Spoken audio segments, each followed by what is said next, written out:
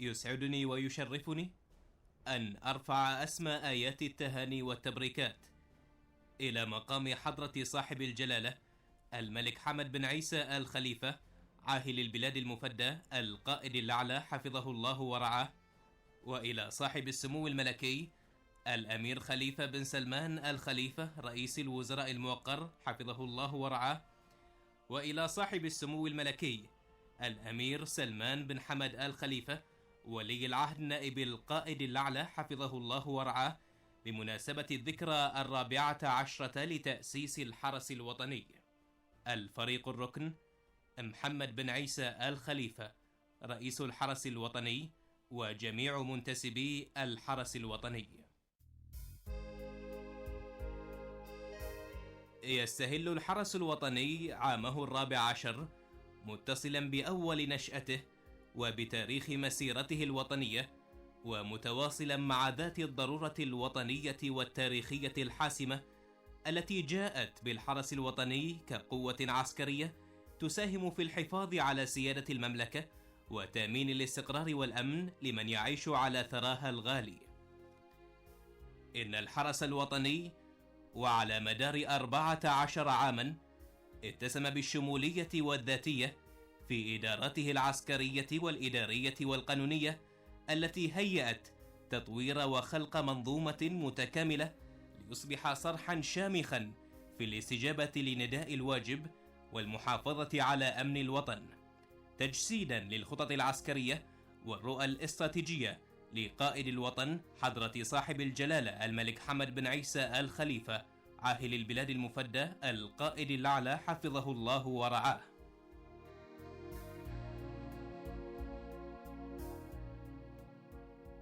ورجال الحرس الوطني يجددون العهد والولاء لقائد المسيرة وحامل رايات الوطن حضرة صاحب الجلالة الملك حمد بن عيسى آل خليفة عاهل البلاد المفدى القائد الأعلى حفظه الله ورعاه.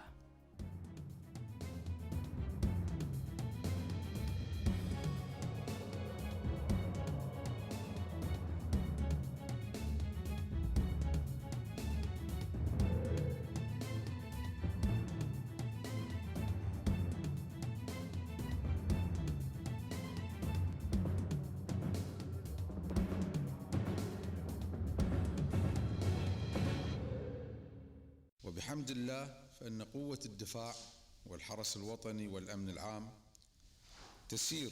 بخطى واثقة نحو الأفضل، حيث نشهد المزيد من التكامل والتنسيق فيما بينها للعمل يدا بيد لرقي وطننا العزيز وخير مواطنيه الكرام.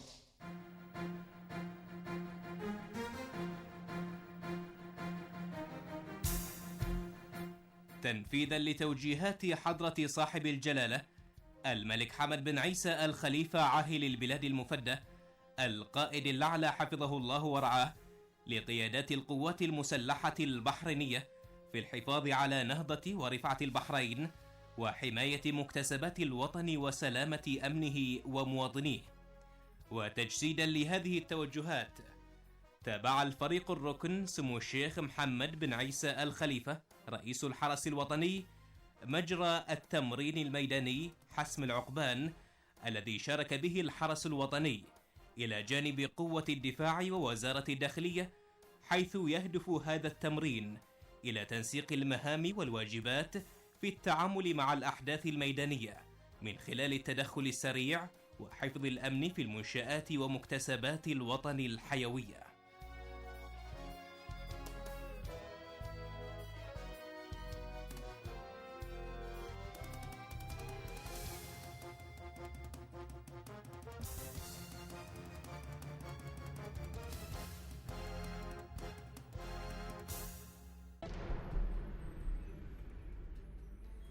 وفقا لتوجيهات الفريق الركن سمو الشيخ محمد بن عيسى آل خليفة رئيس الحرس الوطني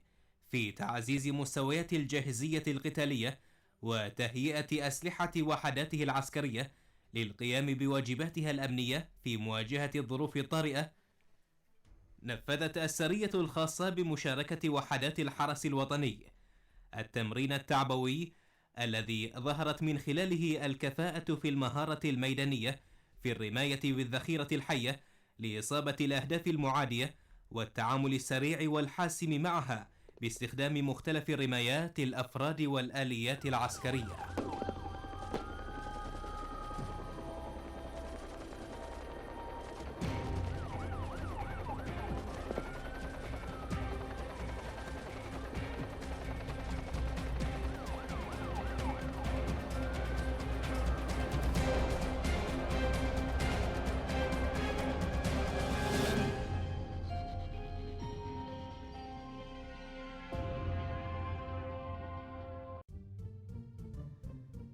تواصلت جهود سمو رئيس الحرس الوطني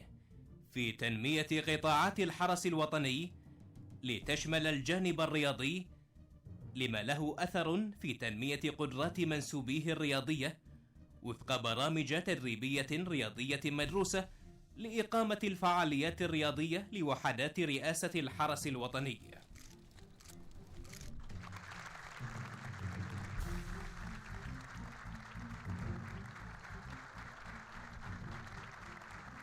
وقد افتتح الفريق الركن سمو الشيخ محمد بن عيسى الخليفة رئيس الحرس الوطني الاستاد الرياضي الذي تم إنجازه بدراسات هندسية متطورة ونفذ بأيد وطنية جعلته وجهة تدريبية يشارك من خلالها الرياضيون في العديد من البطولات الرياضية المحلية والدولية.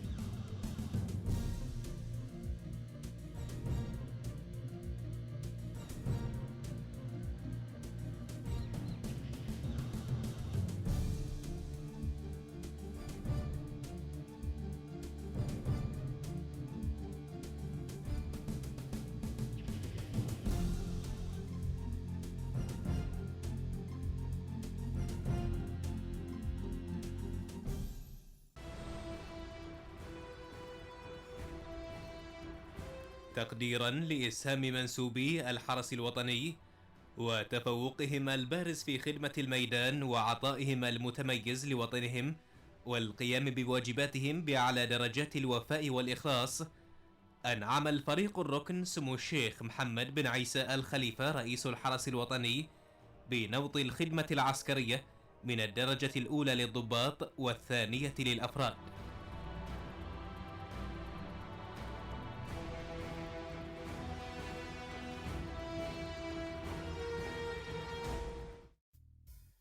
استقبل الفريق الركن سمو الشيخ محمد بن عيسى الخليفة رئيس الحرس الوطني صاحب السمو الملكي الأمير متعب بن عبد الله بن عبد العزيز نائب رئيس الحرس الوطني للشؤون التنفيذية في المملكة العربية السعودية. ولبحث التعاون المشترك بين الحرس الوطني وقوة الدفاع، استقبل سموه معالي الفريق أول ركن الشيخ خليفة بن أحمد الخليفة القائد العام لقوة الدفاع، ومعالي اللواء الركن الشيخ دعيج بن سلمان الخليفة رئيس هيئة أركان قوة الدفاع. استقبل معالي اللواء الركن الشيخ محمد بن عبد العزيز الخليفة مدير أركان الحرس الوطني معالي اللواء الركن الشيخ دعيج بن سلمان الخليفة رئيس هيئة أركان قوة الدفاع، التي تهدف إلى استعراض الخطط العسكرية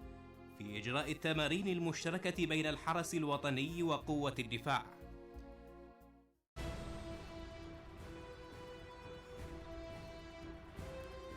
تفقد معالي اللواء الركن الشيخ محمد بن عبد العزيز الخليفة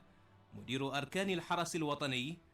مراكز القيادات الأمنية للتمرين التدريبي للقطاعات العسكرية الذي نفذه الحرس الوطني في إطار جاهزية هذه القطاعات للتدخل السريع وحفظ الأمن في المنشآت ومكتسبات الوطن الحيوية وتنفيذ المهام التي توكل إليه بكل دقة. ويأتي عقد مثل هذه التمارين ضمن خطط تدريبية تنفذ عمليا للوقوف على الإعداد العسكري الأمثل لجاهزية منسوبي الحرس الوطني ورفع مستواها.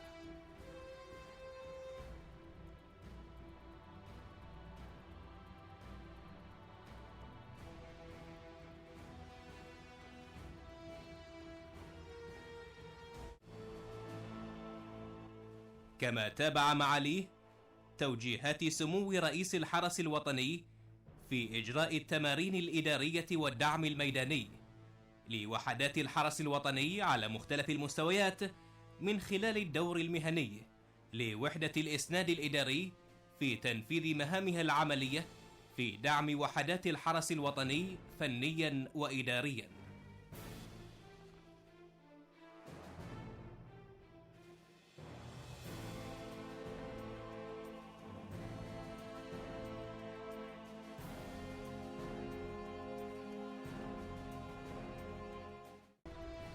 وتابع معاليه اليوم الختامي للدورة الثالثة للصاعقة التي عقدت في معسكر الحرس الوطني، والتي تضمنت العديد من البرامج التدريبية التي طبقت خلال مدة انعقادها، والتي تعمل على تهيئة الفرد للتعامل مع العمليات الخاصة.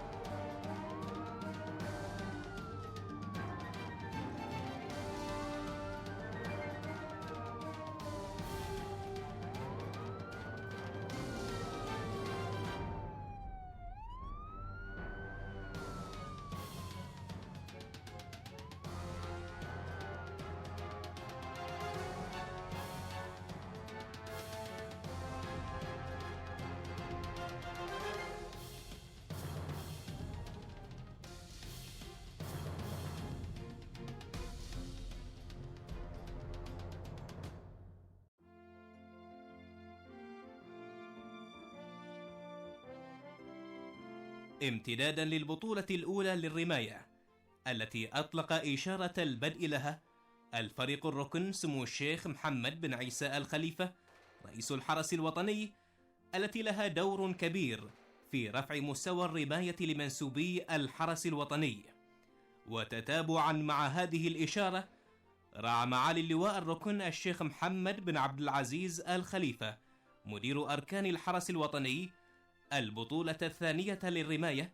التي نظمتها شعبة العمليات والتدريب لوحدات الحرس الوطني.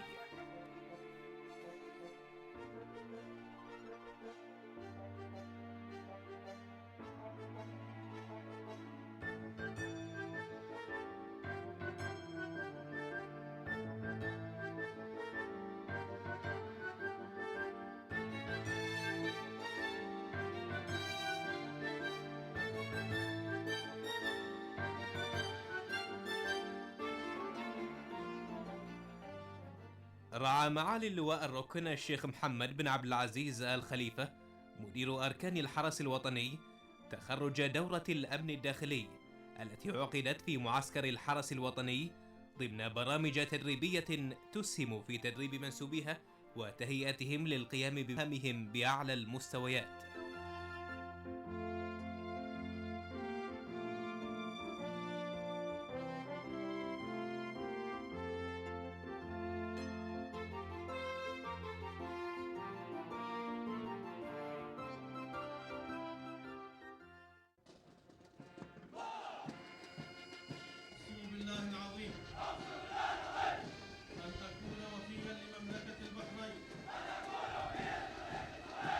قسم عظيم أقسم وتشرف به جيل عسكري جديد، ويرفع رايات وطنه ويرسم لوحة من لوحات الولاء لقائد الوطن وباني نهضته، معاهدا بالدفاع عن أراضيه وأمن مواطنيه. ورعى معالي اللواء الركن الشيخ محمد بن عبد العزيز الخليفة مدير أركان الحرس الوطني حفل تخرج هذه الكوكبة التي أظهرت صادق العهد والعزيمة على حمل الأمانة والحفاظ عليها في ظل حضرة صاحب الجلالة الملك حمد بن عيسى الخليفة عاهل البلاد المفدى القائد الأعلى حفظه الله ورعاه.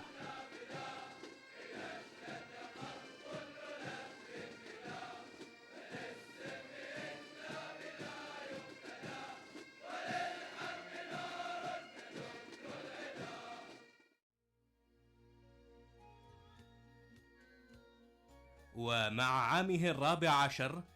تتواصل مساعي الخير في دروب الرحمن، ويحرص سمو رئيس الحرس الوطني على تنفيذ اهتمامات حضرة صاحب الجلالة الملك المفدى حفظه الله ورعاه في الجانب الديني، وإيفاد مجموعة من منسوبي الحرس الوطني لأداء فريضة الحج تقديرا كريما من جلالته لرجال الحرس الوطني.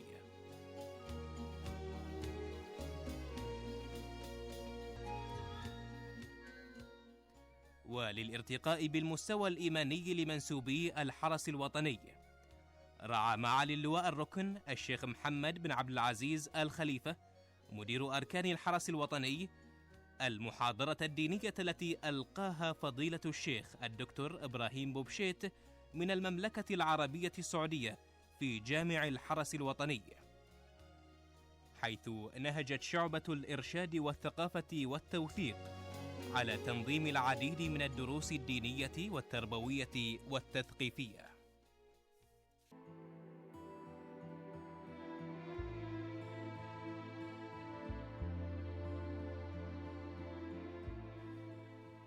واليوم يقف حماة الوطن خلف قائد المسيرة حضرة صاحب الجلالة الملك حمد بن عيسى الخليفة عاهل البلاد المفدى القائد الأعلى حفظه الله ورعاه، مخلصين العهد لمليكهم، سائرين بعزيمة صادقة وروح وطنية في حماية مكتسبات الوطن وسلامة أمنه ومواطنيه.